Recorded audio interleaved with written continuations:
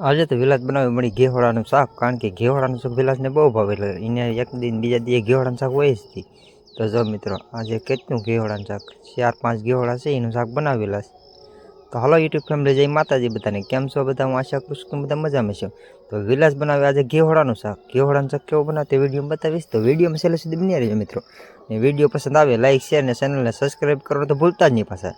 તો જો આ રીતના બનાવશે વિલાસ કટિંગ કરીને ઘેવડાનું શાક. જો એટલે હરક્યો બનાવી જેવો ખાઈ એવું કાંક. ને પાછી આજે એમાં બટેટા ફૂલીને પાણીપુરી બનાવે છે. તો પાણીપુરી તો વિલાસને બહુ ભાવે, તો પાણીપુરી જેને ખાવી જોઈએ એટલે પાણીપુરી તે આમથી જ બનાવે.